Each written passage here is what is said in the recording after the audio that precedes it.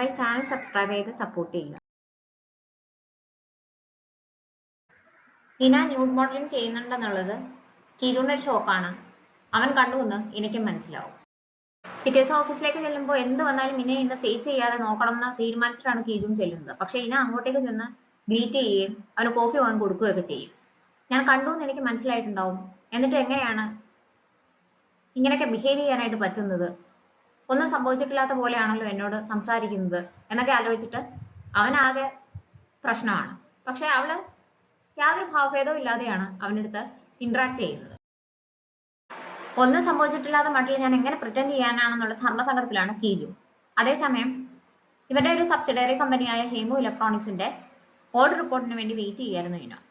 അത് അവരവിടുന്ന് ചെയ്തിട്ട് നമുക്ക് റിപ്പോർട്ട് അയച്ചു തരും, റിവ്യൂ ചെയ്താൽ മാത്രം മതി എന്നാണ് നിർദ്ദേശം കിട്ടിയതെന്ന് ടീം 1 ഒരാൾ വന്ന് അവളെ അറിയിക്കും. അവിടെ എന്തൊക്കെയോ തിരിമറികൾ നടന്നിട്ടുണ്ടെന്ന് അവർക്ക് മനസ്സിലാവും. അതുകൊണ്ട് തന്നെ നേരിട്ട് പോയി അന്വേഷിക്കാനായിട്ട് തീരുമാനിക്കും. എന്നാൽ ടീം 1 ടീം 2 ഉള്ള ആളുകൾ മുഴുവൻ ഇന്റേണൽ ഓഡിറ്റുമായിട്ട് ബന്ധപ്പെട്ടുള്ള തിരക്കിലാണ്. അതുകൊണ്ട് ടീം 3 മാത്രമേ ഉള്ളൂ ഫ്രീ ആയിട്ട്. പക്ഷെ അവരും ബിസി ആണെന്നുള്ള രീതിക്ക് അവിടെ നിൽക്കും. കാരണം ആർക്കും ഇനയുടെ കൂടെ പോകാൻ വയ്യ. ആ സമയത്താണ് കീജൂൺ അങ്ങോട്ടേക്ക് കയറി വരുന്നത്. അവള് കീജൂണിനെ വിളിച്ചുകൊണ്ടാണ് പോകുന്നത്. തലവസത്തെ കാര്യത്തെപ്പറ്റി സംസാരിക്കാൻ വേണ്ടിയിട്ട് പല പ്രാവശ്യം കീജൂൺ ശ്രമിക്കുന്നുണ്ടെങ്കിലും അവൾ അതിന് സമ്മതിക്കത്തില്ല. എനിക്ക് ഡ്രൈവിംഗിൽ കോൺസെൻട്രേറ്റ് ചെയ്യാൻ പറ്റുന്നില്ല, അതുകൊണ്ട് അവിടെ ചെല്ലുന്നത് വരെ ഇയാൾ സംസാരിക്കാൻ പാടില്ല എന്ന് പറഞ്ഞിട്ട് അതിനെക്കുറിച്ച് ഒന്നും മിണ്ടാനായിട്ട് അവനെ സമ്മതിക്കുന്നില്ല. അവിടെ ചെന്ന് ഫയൽസ് ഒക്കെ നോക്കി കഴിയുമ്പോൾ ഒരു ജൂനിയർ എഞ്ചിനീയറിനെ ഒരു കാര്യമില്ലാതെ ആരോ ടാർഗറ്റ് ചെയ്യുകയാണെന്ന് എനിക്ക് മനസ്സിലാവും. പക്ഷെ ആ പെൺകുട്ടിയാണെങ്കിൽ ഒന്നും തുറന്നു പറയുന്നുമില്ല. നിങ്ങൾ ആരെയാണ് ആവശ്യമില്ലാതെ പ്രൊവോക്ക് ചെയ്തത്, എന്തിനാണ് അവർ നിങ്ങളെ ടാർഗറ്റ് ചെയ്യുന്നതെന്ന് ഇന നേരിട്ട് ചോദിക്കുമ്പോഴാണ് പെൺകുട്ടി എന്തെങ്കിലും പറയാനായിട്ട് തയ്യാറാകുന്നത്. ഞങ്ങള് ഒറ്റയ്ക്കാണ് കേസൊക്കെ അന്വേഷിക്കുന്നത്, ഞങ്ങളുടെ ഡിപ്പാർട്ട്മെന്റ്. വേറെ ആർക്കും ഞങ്ങളെ സ്വാധീനിക്കാനായിട്ട് പറ്റത്തില്ല. അതുകൊണ്ട് എന്തെങ്കിലും ഉണ്ടെങ്കിൽ തുറന്നു പറയണം. തെറ്റ് ചെയ്തവർക്ക് ശിക്ഷ വാങ്ങിക്കൊടുക്കാൻ ഞങ്ങളെ കൊണ്ട് പറ്റും എന്നൊക്കെ ഇന ആ പെൺകുട്ടിയെ കൺവിൻസ് ചെയ്യും. ആ സമയത്താണ് കമ്പനിയുടെ മെയിൻ ആളായ ജെയിംസ് അങ്ങോട്ടേക്ക് വരുന്നത്. അയാളെ കാണുമ്പോൾ ഈ പെൺകുട്ടി പേടിക്കും. അത് ഇന ശ്രദ്ധിക്കുന്നുണ്ട്. അയാൾ വന്നിട്ട് ഇവരോടെല്ലാം സംസാരിച്ച് പോയി കഴിയുമ്പോഴത്തേക്കിനും എൻ്റെ പേരിലുള്ള ചാർജസ് മുഴുവൻ ഞാൻ സമ്മതിച്ചതാണ്, അതിൻ്റെ പേരിൽ എന്ത് ശിക്ഷയുണ്ടെങ്കിലും അത് ഏറ്റുവാങ്ങാൻ തയ്യാറാണെന്ന് പറഞ്ഞിട്ട് കൂടുതലൊന്നും പറയാതെ ആ പെൺകുട്ടി അവിടുന്ന് പോകും. ഓഫീസിൽ വെച്ച് പറയാൻ ബുദ്ധിമുട്ടുണ്ടെങ്കിൽ ഓഫീസ് ടൈം കഴിയുമ്പോൾ നമുക്ക് പുറത്ത് എവിടെയെങ്കിലും വെച്ച് മീറ്റ് ചെയ്യാം, അവിടെ വെച്ച് ഞങ്ങളോട് കാര്യങ്ങളൊക്കെ പറഞ്ഞാൽ മതിയെന്ന് കീജുൻ പുറകെ നിന്നിട്ട് ഈ പെൺകുട്ടിയുടെ അടുത്ത് പറയും.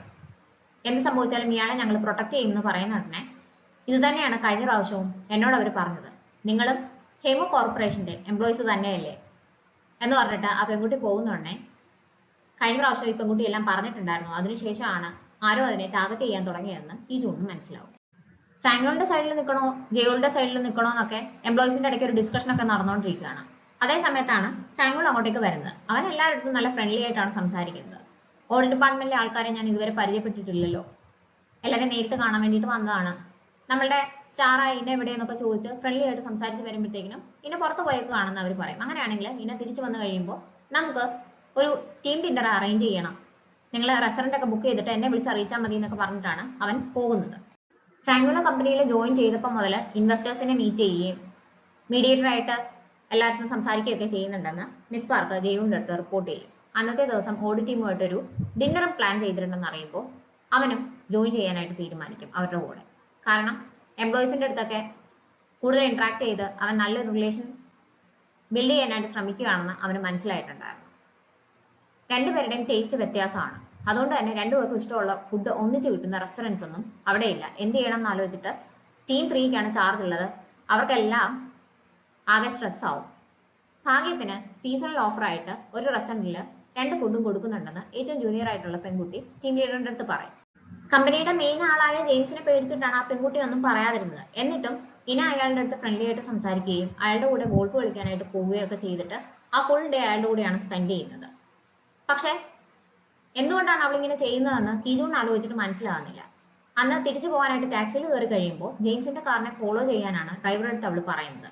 ആദ്യം മുതലേ അയാളെ സംശയിച്ചിട്ടുണ്ടായിരുന്നു എന്നും കീജൂൺ ചോദിക്കുമ്പോൾ അയാളുടെ ബാങ്ക് സ്റ്റേറ്റ്മെന്റ്സ് ഒക്കെ ഞാൻ പരിശോധിച്ചായിരുന്നു, കൂടെ അയാൾ ഒരു ഹോട്ടലിൽ റൂം ബുക്ക് ചെയ്യും, അതെന്തിനാണെന്ന് നമുക്ക് കണ്ടുപിടിക്കണം എന്ന് അവൾ പറയും.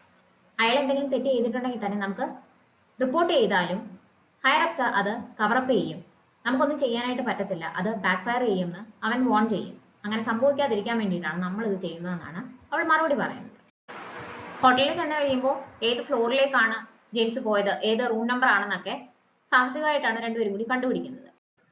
ഇന അതിനുശേഷം അവളും കീജൂണും കപ്പിളാണെന്ന് പ്രിറ്റൻഡ് ചെയ്ത് ജെയിംസിന്റെ റൂമിനടുത്ത് തന്നെ മറ്റൊരു റൂം വേണമെന്ന് നിർബന്ധം പിടിച്ച് അവിടെ റൂം ബുക്ക് ചെയ്യും. VP MD കൂടി ഒന്നിച്ച് വരികയാണ്. രണ്ടുപേരും നല്ല രസത്തിലല്ല എന്ന് എല്ലാവർക്കും അറിയാം. രണ്ടുപേരെ ഒരുമിച്ചിരുത്തണോ വേറെ വേറെ ഇരുത്തണോ, വേറെ വേറെ ഇരുത്തിയിട്ടുണ്ടെങ്കിൽ ഇവർക്കെല്ലാം കാര്യങ്ങൾ അറിയാമെന്ന് അവർക്ക് മനസ്സിലാവുമല്ലോ. അങ്ങനെ ആകെ എംപ്ലോയീസ് കൺഫ്യൂഷനിൽ നിൽക്കുമ്പോൾ സാമുവൽ അങ്ങോട്ടേക്ക് വന്ന് അറ്റത്താണ് ഇരിക്കുന്നത്. എനിക്കിവിടെ ഇരിക്കുമ്പോൾ എല്ലാവരെയും കാണാൻ പറ്റുമല്ലോ എന്ന് അവൻ പറയും. കുറച്ച് കഴിഞ്ഞിട്ടാണ് ജെയോള് വരുന്നത്. എല്ലാവരെയും വെയിറ്റ് ചെയ്യിക്കാതെ കുറച്ച് നേരത്തെ വന്നൂടെ എന്ന് അവൻ ചോദിക്കും. യൂഷ്വലി ടീം ഡിന്നറിനൊക്കെ എല്ലാവരും സോജു ആണ് ഓർഡർ ചെയ്യുന്നതെന്ന് ജെയോള് വൈൻ ഓർഡർ ചെയ്യാൻ പോകുമ്പോൾ ഇവൻ വീണ്ടും പറയും. അവന്റെ ഈ സംസാരം ഒന്നും ജെയോളിനെ ഇഷ്ടപ്പെടുന്നില്ല എന്ന് മിസ് പാർക്കിന് മനസ്സിലാവുന്നുണ്ട്.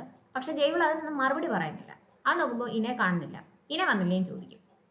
നേരത്തെ ഓഫീസിൽ ചെന്നതുകൊണ്ട് ഇനെ പുറത്ത് പോയേക്കുകയാണെന്ന് സാമുവലിന് അറിയാലോ. അവരുടെ ഇൻവെസ്റ്റിഗേഷൻ ഒന്നും കഴിഞ്ഞില്ലേന്ന് അവൻ എല്ലാം അറിയാവുന്ന രീതിക്ക് സംസാരിക്കും. അതും ജെയോളിനെ ഇഷ്ടപ്പെടുന്നില്ല. അപ്പൊ തന്നെ ടീം ലീഡർ മൂവ്, ഞാൻ കീജൂണിനെ വിളിച്ചു നോക്കാം, അവർ രണ്ടും കൂടിയാണ് പോയേക്കുന്നതെന്ന് ജെയോളിന്റെ അടുത്ത് പറയും. ഇതേ സമയം റൂമിന്റെ ഫ്രണ്ടിൽ ചെന്ന് നിന്നിട്ട് റൂം തുറക്കാനായിട്ട് കീജൂൺ ഹെസിറ്റേറ്റ് ചെയ്യും.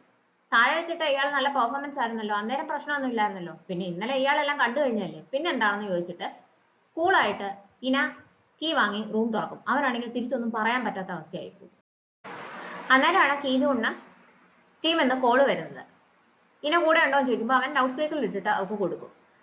ഞങ്ങൾ ടീം ഡിന്നറിന് ഇരിക്കുകയാണ്, എപ്പോൾ വരും എന്ന് അറിയാൻ വേണ്ടിയിട്ടാണ് വിളിച്ചതെന്ന് പറയുമ്പോൾ ഞാനൊരു ഹോട്ടൽ റൂമിലാണ്, ഞാനും കീജൂണും ബിസിയാണ്, ഞങ്ങൾ ഇന്ന് ഇവിടെ താമസിക്കാനായിട്ട് പോവുകയാണ്, അതുകൊണ്ട് വരാൻ പറ്റത്തില്ല എന്ന് അവൾ പറയും. ഇവളെന്താണ് ഇങ്ങനെ സംസാരിക്കുന്നതെന്ന് അവൻ അന്തം വിട്ടു നോക്കും. ഇങ്ങനെയൊക്കെ സംസാരിച്ച് അവർ തെറ്റിദ്ധരിക്കത്തില്ലേ എന്ന് അവൻ ചോദിക്കുന്നുണ്ട്. പിന്നെ നമ്മൾ ജെയിംസിനെ സ്പൈ ചെയ്യാനായിട്ട് ഇവിടെ വന്നിരിക്കുവാണെന്ന് ഞാൻ പറയണോ? ഞാൻ ഉള്ള കാര്യമല്ലേ പറഞ്ഞോളൂ, എന്തോ സൗണ്ട് കേൾക്കുന്നുണ്ട്, ഇയാൾ മിണ്ടാതിരിക്കാൻ പറഞ്ഞിട്ട് അവനെ കൂടുതൽ പറയാനായിട്ട് അവൾ സമ്മതിക്കത്തില്ല. വിളിച്ച ബേക്കിനും ഇതേ ഷോക്കാണ്. എന്താണ് പറഞ്ഞതെന്ന് ടീം ലീഡർ ചോദിക്കുമ്പോൾ എല്ലാവരും നോക്കും, എല്ലാവരും ശ്രദ്ധിച്ചുകൊണ്ടിരിക്കുകയാണ്. അവൻ അതുപോലെ തന്നെ പറയും, രണ്ടുപേരും ഒരു ഹോട്ടൽ റൂമിലാണ്, ഇന്ന് വരാൻ പറ്റത്തില്ല, ഇന്ന് അവിടെ താമസിക്കുവാണെന്നാണ് എന്നോട് പറഞ്ഞത്. പക്ഷെ ഇത് കേൾക്കുമ്പോൾ VP ഡിസ്റ്റർബ്ഡ് ആവും. ഡിന്നർ കഴിഞ്ഞ് ഇറങ്ങുമ്പോൾ സാമുവൽ ഓരോരുത്തരെ പേരെടുത്ത് വിളിക്കുകയും അവരോട് ഫ്രണ്ട്ലി ആയിട്ട് സംസാരിക്കുകയൊക്കെ ചെയ്യുന്നുണ്ട്. ഇതൊക്കെ ജെയോള് നോക്കി നിൽക്കും. അവന് അത്രയും അടുപ്പമൊന്നും അവിടുത്തെ എംപ്ലോയീസുമായിട്ടില്ല.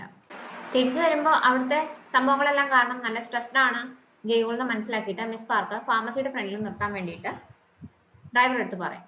അയാൾ മരുന്ന് വാങ്ങാനായിട്ട് പോകുമ്പോൾ അവള് ജെയോളിന്റെ കൈ പിടിക്കാനായിട്ട് ശ്രമിക്കും. പക്ഷെ അവൻ കൈ മാറ്റി കളയും. എന്റെ ഫീലിങ്സ് VPയെ അൺകംഫർട്ടബിൾ ആക്കുന്നുണ്ടോ എന്ന് അവൾ ചോദിക്കും. ജെയോൾ ഒന്നും മിണ്ടത്തില്ല. അന്നേരം മിസ് പാർക്ക് പഴയ കാര്യങ്ങൾ ഓർക്കും. അവൾ അവിടെ ജോയിൻ ചെയ്ത ഒരു ആഴ്ച കഴിയുമ്പോഴത്തേക്കിനും അവളുടെ ബ്രദർ കടം വാങ്ങിയ ആളുകൾ അവളെ അന്വേഷിച്ച് വരും. വീട്ടിൽ നിൽക്കാൻ പറ്റത്തില്ല എന്ന് മനസ്സിലാക്കി കഴിയുമ്പോൾ അവൾ നേരെ വരുന്നത് ഓഫീസിലേക്കാണ്. രാവിലെ 4:30ക്കാണ് വരുന്നത്. പക്ഷെ അന്നേരം ജെയോള് അവന്റെ റൂമിൽ നിന്ന് ഇറങ്ങി വരുന്നത് കാണും. ഇത്രയും നേരത്തെ അവൻ വരുമെന്ന് അവൾ പ്രതീക്ഷിച്ചിട്ടുണ്ടായിരുന്നില്ല. ഞാൻ വീട്ടിൽ പോയില്ല എന്നാണ് VP അന്നേരം അവളോട് പറയുന്നത്. ഞാൻ പുതുതായിട്ട് ജോയിൻ ചെയ്ത ആളാണ് നമ്മൾ പരിചയപ്പെടുത്തുമ്പോൾ എന്തിനാണ് ഇത്രയും നേരത്തെ വന്നതെന്ന് ചോദിക്കും. അവളുടെ കയ്യിലെ ബാഗൊക്കെ കാണുമ്പോൾ അവൻ കാര്യങ്ങൾ ഊഹിക്കും. പോകാനൊരു സ്ഥലമില്ല എന്ന് മനസ്സിലാക്കിയിട്ട് ജെയോൾ അവളെയും കൂട്ടി ഒരു അപ്പാർട്ട്മെന്റിലേക്ക് പോകും. ഫ്രീ ടൈം കിട്ടുമ്പോൾ ഒറ്റയ്ക്ക് ടൈം സ്പെൻഡ് ചെയ്യാനായിട്ട് ഞാൻ വാങ്ങിയ അപ്പാർട്ട്മെന്റ് ആണ്. ഇവിടെ വന്നിരിക്കാൻ എനിക്ക് സമയം കിട്ടിയിട്ടില്ല. ഇയാളുടെ പ്രശ്നങ്ങളൊക്കെ തീരുന്നത് വരെ, അത് എന്ന് വരെ ആയാലും ഇയാൾക്ക് ഇവിടെ താമസിക്കാം. എല്ലാ സാധനങ്ങളും, ആവശ്യമുള്ള എല്ലാ സാധനങ്ങളും ഇവിടെ ഉണ്ടാവും. ഫുഡ് മാത്രമേ കാണാത്തതുള്ളൂ എന്നൊക്കെ പറഞ്ഞിട്ട് ഡ്രിങ്ക്സ് കഴിക്കാനായിട്ട് വരുന്നോ എന്ന് ചോദിക്കും. ആ ചോദ്യം കേൾക്കുമ്പോൾ അവൾ തെറ്റിദ്ധരിക്കും. അവളെ യൂസ് ചെയ്യാൻ വേണ്ടിയിട്ടാണ് അവൻ അതൊക്കെ ചെയ്തതെന്ന് അവൾ വിചാരിച്ചു എന്ന് മനസ്സിലാക്കുമ്പോൾ ഒരാളുടെ കൈൻഡ്നെസ് ആയിട്ട് തന്നെ കാണാനുള്ള മനസ്സുണ്ടാവണം. എല്ലാവരും തിരിച്ചെന്തെങ്കിലും പ്രതീക്ഷിച്ചല്ല ഒന്നും ചെയ്യുന്നതെന്ന് പറഞ്ഞിട്ട് അവൻ അവിടുന്ന് പോവുകയാണ് ചെയ്യുന്നത്. അതിനുശേഷം ഇവള് പേഴ്സണൽ സെക്രട്ടറി ആവുകയും കുറെ കാലം ഒന്നിച്ച് വർക്ക് ചെയ്യുകയൊക്കെ ചെയ്യുമ്പോൾ അവനോടൊരു ഇഷ്ടം തോന്നും. അങ്ങനെ ഒരു ദിവസം അവൻ വീട്ടിൽ പോകാതെ അവിടെ ഇരിക്കുമ്പോഴത്തേക്കിനും ഉറങ്ങിപ്പോവും. ഇവളാണ് ചെന്നിട്ട് ഫയൽസ് ഒക്കെ അടുക്കി വെക്കുന്നത്. അവൻ ഉണരുമ്പോഴത്തേക്കിനും മിസ് പാർക്ക് ജെയോളിനെ കിസ് ചെയ്യും.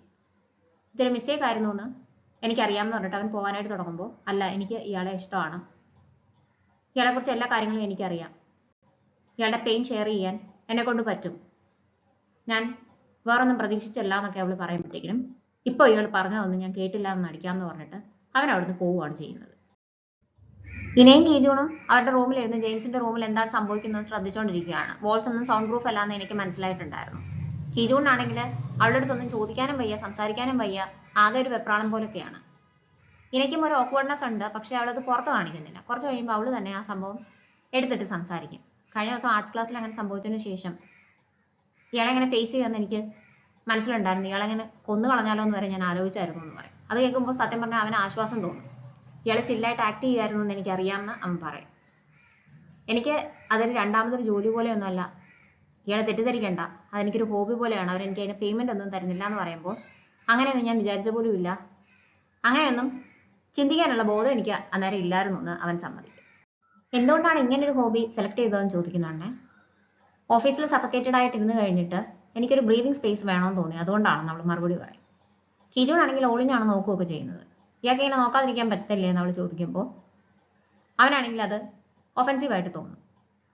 ഞാൻ അങ്ങനെ മനഃപൂർവ്വം ചെയ്തതല്ല, എനിക്കും അത് നല്ല ഷോക്കിംഗ് ആയിരുന്നു എന്ന് പറയുമ്പോൾ ഞാൻ അത്ര അഗ്ലി ആയിരുന്നു എന്ന് അവൾ ചോദിക്കും. അങ്ങനെയല്ല ഞാൻ പറഞ്ഞത്, അപ്പോൾ ഇയാൾ എൻജോയ് ചെയ്തോ എന്ന് ചോദിക്കും.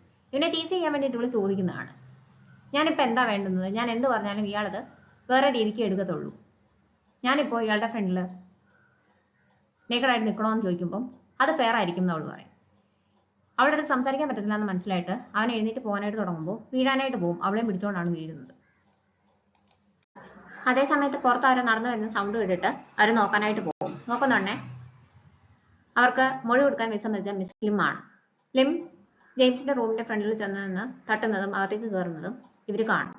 ഈ പെൺകുട്ടി അകത്ത് ചെന്ന് കഴിയുമ്പോഴത്തേക്കിനും കോർപ്പറേറ്റ് ഓഫീസിൽ നിന്ന് ഓഡിറ്റ് ടീം എന്തിനാണ് അന്വേഷിച്ച് വന്നത്, അവരോട് നീ എന്താണ് സംസാരിച്ചതെന്നൊക്കെ ജെയിംസ് ആ പെൺകുട്ടി എടുത്ത് ചോദിക്കുവാണ്. എന്തെങ്കിലും എന്നെക്കുറിച്ച് പറഞ്ഞോ ചോദിക്കുമ്പോൾ ഇല്ലാന്ന് ആ കുട്ടി പറയും. ആ കുട്ടി പേടിച്ച് കരയാനായിട്ട് തുടങ്ങുമ്പോൾ ഇയാൾക്ക് ദേഷ്യം വരും. അതേ സമയത്ത് വാതിൽ ആരോ തട്ടും. അയാൾ വാതിൽ തുറക്കുമ്പോൾ ഇന്നെ കണ്ട് സർപ്രൈസ്ഡ് ആവും. ഇന്നെ ആദ്യം അയാളെ സന്തോഷത്തോടെ മീറ്റ് ചെയ്തിട്ട് മുഖത്തിട്ട് തന്നെ ഒരെണ്ണം കൊടുക്കും. അയാൾ താഴെ വീഴും. മുസ്ലിം അങ്ങോട്ടേക്ക് വന്ന് നോക്കുമ്പോൾ ഇവരെ കാണുന്ന തന്നെ അവളെ രക്ഷിക്കാൻ വന്നതാണെന്ന് മനസ്സിലാവും. അതിനുശേഷമാണ് ആ കുട്ടി അവരോട് സംസാരിക്കാൻ തയ്യാറാകുന്നത്. ജെയിംസിന് അത്യാവശ്യമായിട്ട് കാണണം, വന്ന് മീറ്റ് ചെയ്തേ പറ്റൂ എന്ന് പറഞ്ഞിട്ട് ഇങ്ങോട്ടേക്ക് പറഞ്ഞു വിടുമായിരുന്നു. ഹോട്ടൽ റൂം ആയതുകൊണ്ട് ആദ്യം ഹെസിറ്റേറ്റ് ചെയ്തിട്ടുണ്ടായിരുന്നു. അവിടെയാണ് താമസിക്കുന്നത്, എല്ലാവരെയും അവിടെയാണ് മീറ്റ് ചെയ്യുന്നതെന്ന് പറഞ്ഞ് കൺവിൻസ് ചെയ്യുകയാണ് ചെയ്തത്. ഒരു കാരണവശാലും ഞാൻ ഇവിടെ വരാൻ പാടില്ലായിരുന്നു, എന്റെ തെറ്റാണെന്നൊക്കെ ആ കുട്ടി പറയും. ഇത് ഇയാളുടെ തെറ്റല്ല, അവരുടെ തെറ്റാണെന്ന് പറഞ്ഞിട്ട് കിജൂൺ ആണ് ആ കുട്ടിയെ ആശ്വസിപ്പിക്കുന്നത്.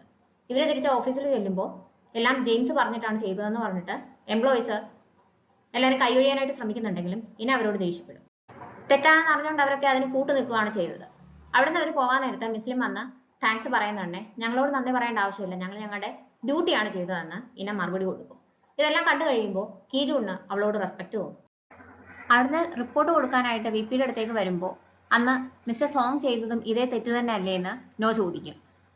അന്ന് എന്നോട് പറഞ്ഞത് കമ്പനിക്ക് ഒരാളെ എത്രമാത്രം യൂസ്ഫുൾ ആണെന്ന് നോക്കിയിട്ടാണ് നമ്മൾ ശിക്ഷയൊക്കെ കൊടുക്കുന്നതെന്നാണല്ലോ. സോങ്ങിനെക്കാട്ടിലും ഏറ്റവും പ്രധാനപ്പെട്ട ഒരു റോളിൽ ഇരിക്കുന്ന ആളാണല്ലോ ജെയിംസ്, പിന്നെ എന്താണ് ഇത് ചെയ്തതെന്ന് ചോദിക്കുമ്പോൾ അയാൾ ചെയ്തത് ഒരു ക്രിമിനൽ കുറ്റമാണെന്ന് പറഞ്ഞിട്ടാണ് അവൾ പോകുന്നത്. അവിടെ ചെല്ലുമ്പോൾ VP ഇനെ വെയിറ്റ് ചെയ്യുകയാണെന്ന് മിസ് പാർക്ക് പറയും. കിജൂണിന്റെ അടുത്ത് ഇന വെളിയിൽ വെയിറ്റ് ചെയ്യാൻ പറഞ്ഞിട്ട് അകത്തേക്ക് പോകും. അവൻ വെളിയിൽ നിൽക്കുന്ന കാണുമ്പോഴത്തേക്കിനും നേരത്തെ ഇനെ ഇയാൾ ഒരുപാട് കുറ്റം പറയുമായിരുന്നല്ലോ, ഇപ്പോൾ നിങ്ങൾ തമ്മിൽ ക്ലോസ് ആയതുപോലെ എനിക്ക് തോന്നുന്നു, പിന്നെ വീട്ടിലേക്ക് രാത്രി വരത്തില്ലെങ്കിൽ പറയുന്ന ഒരു മര്യാദയാണെന്ന് പറയുമ്പോൾ അത് എൻ്റെ വീടാണ്, നീയാണ് അവിടെ താമസിക്കുന്നത്, കിജൂൺ അവളെ ഓർമ്മിപ്പിക്കും. അന്നേരം അകത്തുനിന്ന് എന്തോ സൗണ്ട് കേൾക്കും. രണ്ടുപേരും കൂടി പോയി നോക്കുമ്പോൾ അവിടെ എന്തോ സംഭവിച്ചിട്ടുണ്ടെന്ന് അവർക്ക് മനസ്സിലാവും. ഗ്ലാസ് ഒക്കെ ഷാറ്റേഡ് ആയിട്ട് താഴെ കിടപ്പുണ്ട്. VP ദേഷ്യത്തിൽ ഇനെ ഷെയർ ചെയ്തുകൊണ്ടിരിക്കുകയാണ്. അവളൊന്നും മിണ്ടാതെ അവിടെ നിന്ന് ഇറങ്ങുമ്പോൾ കിജൂണും അവളുടെ പുറകെ ചെല്ലും. അവളുടെ ഷർട്ടിന്റെ ബട്ടൺസ് ഒക്കെ പൊട്ടിയിട്ടുണ്ടെന്ന് അവന് മനസ്സിലാവും. പേപ്പർ ക്ലിപ്പ് വെച്ചിട്ട് അവൻ അത് ശരിയാക്കി കൊടുത്തിട്ടാണ് പോകുന്നത്. എനിക്കത് ടച്ചിങ് ആയിട്ട് തോന്നും. അന്ന് മിസ് പാർക്ക് വീട്ടിലേക്ക് വന്നു കഴിയുമ്പോൾ VP എന്താണ് അങ്ങനെയൊക്കെ ബിഹേവ് ചെയ്തത്, ജെയിംസ് എത്ര അടുപ്പമുള്ള ആളാണെങ്കിലും അയാൾ ചെയ്തൊരു ക്രൈമാണ്, അതിന് അയാളെ ശിക്ഷിക്കുകയല്ലേ വേണ്ടത്, ഇങ്ങനെയാണ് ബിഹേവ് ചെയ്യേണ്ടതെന്നൊക്കെ ദേഷ്യത്തിലാണ് കിജൂൺ ചോദിക്കുന്നത്. അത് കേൾക്കുമ്പോഴത്തേക്കിനും അവൾ സംശയത്തോടെ അവനെ നോക്കിയിട്ട് ഇന്നലെ ശരിക്കും നിങ്ങൾ രണ്ടുപേരും ഒന്ന് ചെന്നിട്ട് എന്ത് ചെയ്യുകയായിരുന്നു, എന്തെങ്കിലും നിങ്ങൾക്കിടയിൽ സംഭവിച്ചോ എന്ന് ചോദിക്കും. ഞങ്ങള് ജെയിംസിനെ വാച്ച് ചെയ്യാൻ പോയതാണെന്ന് നിനക്കറിയാലോ, പിന്നെ എന്തിനാണ് ഇങ്ങനെ ചോദിക്കുന്നതെന്ന് അവൻ തിരിച്ചു ചോദിക്കും. അവനെ നല്ലതുപോലെ അറിയാവുന്നതുകൊണ്ടും അവന്റെ ഭാവവ്യത്യാസം കാണുമ്പോഴും അവർക്കിടയിൽ എന്തോ സംഭവിച്ചു എന്ന് മിസ് പാർക്കിന് മനസ്സിലാവും. ജെയിംസിന്റെ ഫൈനൽ റിപ്പോർട്ട് സബ്മിറ്റ് ചെയ്യാനായിട്ട് കിജൂൺ പിറ്റേ ദിവസം ചെല്ലുമ്പോൾ ഇന അവൻ കൊടുത്ത പേപ്പർ ക്ലിപ്പ് തിരിച്ച് അവന്റെ തലയിൽ ക്ലിപ്പ് ചെയ്ത് കൊടുക്കും. അവളുടെ പ്ലേഫുൾ ആയിട്ടുള്ള ആ ജസ്റ്റർ അവന് ഇഷ്ടപ്പെടും. പക്ഷെ തിരിച്ച് സീറ്റിൽ വന്നിരുന്ന് കഴിയുമ്പോൾ ജൂവിനെ റിപ്പോർട്ട് ചെയ്യുകയാണെന്ന് പറഞ്ഞ ആ മെയിൽ അവൻ വീണ്ടും എടുത്ത് നോക്കും. അതിലെ ആ ഫോട്ടോ കണ്ടു കഴിയുമ്പോൾ മാരീഡ് ആയിട്ടുള്ള ഒരു ആളാണ് അവളെ ഹഗ് ചെയ്തതെന്ന് കിജൂണിന് മനസ്സിലാവും. ആളുടെ കയ്യിൽ റിംഗ് ഉണ്ട്, പക്ഷെ ആളുടെ മുഖം കാണാനായിട്ട് പറ്റുന്നില്ല. അത് കണ്ടു കഴിയുമ്പോൾ അവന്റെ ഉള്ള മൂടും കൂടി പോകും. അന്ന് വൈകിട്ട് പോകാനായിട്ട് ലിഫ്റ്റ് നോക്കി നിൽക്കുന്നുണ്ടേ ഇന സന്തോഷത്തോടെ വന്നവനെ ഗ്രീറ്റ് ചെയ്യും. ഇയാളുടെ അടുത്തൊരു കാര്യം പറയാനായിട്ട് മറന്നുപോയി, ഇയാൾക്ക് യാതൊരു സ്ട്രെസ്സും കൂടാതെ എപ്പോൾ വേണമെങ്കിലും ആർട്സ് ക്ലാസ്സിലേക്ക് വരാം. പിന്നെ ന്യൂഡ് മോഡലിംഗ് എപ്പോഴും ചെയ്യുന്നില്ല, അത് വല്ലപ്പോഴും സംഭവിക്കുന്ന കാര്യമാണ്. വേണമെങ്കിൽ അതെനിക്ക് നിർത്താവുന്നതേ ഉള്ളൂ എന്ന് അവൾ പറയും. എനിക്കതൊരു പ്രശ്നമല്ല, പിന്നെ എനിക്ക് അങ്ങോട്ടേക്ക് വരേണ്ട ആവശ്യമുണ്ടെന്ന് എനിക്ക് തോന്നുന്നില്ല എന്നാണ് അവൻ മറുപടി കൊടുക്കുന്നത്. പെട്ടെന്ന് എന്താണ് അവന്റെ സംസാരത്തിലും പെരുമാറ്റത്തിലും ഒരു മാറ്റമെന്ന് എനിക്ക് തോന്നുന്നു. തിരിച്ച് വീട്ടിലേക്ക് ഡ്രൈവ് ചെയ്ത് പോകുമ്പോഴും മീനയായിട്ടുള്ള ഇന്ററാക്ഷൻസ് ഒക്കെ മനസ്സിലേക്ക് വന്നതുകൊണ്ട് കിജൂൺ ആകെ ഡിസ്റ്റർബ്ഡ് ആവും. അവൻ തിരിച്ച് ആർട്സ് ക്ലാസ്സിലേക്ക് തന്നെ ചെല്ലും. എന്നിട്ട് അവിടുത്തെ സ്റ്റുഡൻസിന്റെ കൂടെ ഇരുന്ന് സ്കെച്ച് ചെയ്യാനായിട്ട് തുടങ്ങും. എല്ലാവരും പതുക്കെ വീട്ടിലേക്ക് പോകാനായിട്ട് തുടങ്ങും. ഏറ്റവും ലാസ്റ്റ് ആണ് അവൻ ഫിനിഷ് ചെയ്യുന്നത്. അവനും വരച്ചു കഴിഞ്ഞു എന്ന് മനസ്സിലാവുമ്പോൾ ഇന അവന്റെ അടുത്തേക്ക് ചെല്ലും. കിജൂന്റെ സ്കെച്ച് കാണുമ്പോൾ എനിക്ക് നന്നായി ഇഷ്ടപ്പെടും, എന്നെ കാണാൻ ഇത്രയും ഭംഗി ഉണ്ടായിരുന്നു എന്ന് അവൾ അറിയാതെ ചോദിച്ചു പോകും. കുറച്ചു നേരം അവളെ സ്റ്റെയർ ചെയ്തിട്ട് ഇയാളെ കാണാൻ നല്ല ഭംഗിയാണെന്ന് പറഞ്ഞ് കിജൂൺ ഇനയെ കിസ് ചെയ്യും.